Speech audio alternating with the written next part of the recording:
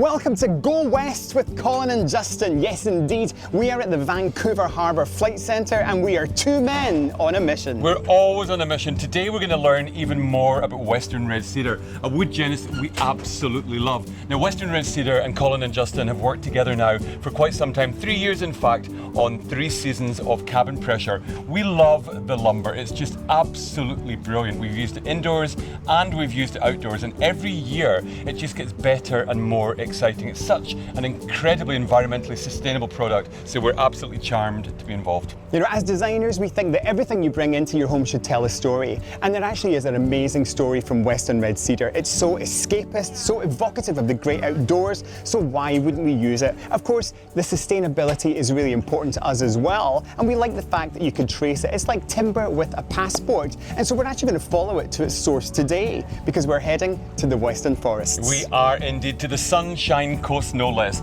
from Vancouver Harbour on one of these gorgeous little planes, up, and away.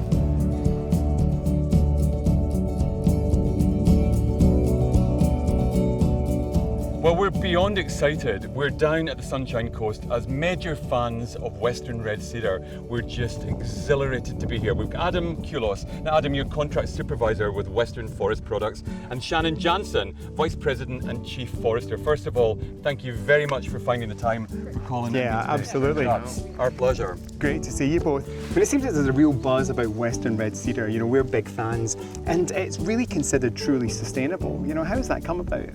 So Western Red Cedar, like every species, we harvest and then we plant more species and we grow more than we harvest every year. It feels like it's the Canadian timber, doesn't it? You know, I think as new Canadians, you know, and people who have suddenly been working, you know, in the great outdoors and kind of cabin and cottage country, it just seems like it's the go-to timber.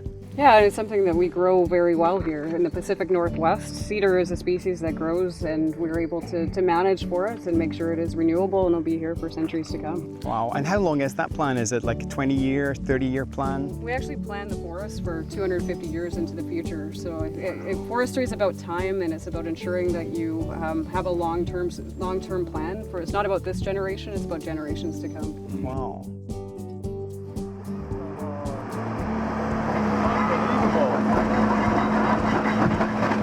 And so how do you actually work out that there's no wastage, you know, that actually what each tree will be used for? Because we'll run it, we have desired length, so right there, you'll run it right to the very smallest length, 5-inch top, and that'll go to a separate mill. So they're all what we call prime lengths, so we need for our mills. And as you see, we'll take 100% of that tree out right there. Wow. It's incredible that happens zero just waste on there. that tree. That is amazing. So zero waste. Zero waste on that, no on waste that tree. at all. Yeah. So this stand here was harvested in 2004 and then planted in 2006 with fertilizer, and so it's about 10 years old. And we had some elk problems in it where the elk were browsing the cedar, so we had to do a bit of a fill plant, and now you can see that the forest is happily growing and you can't stop it.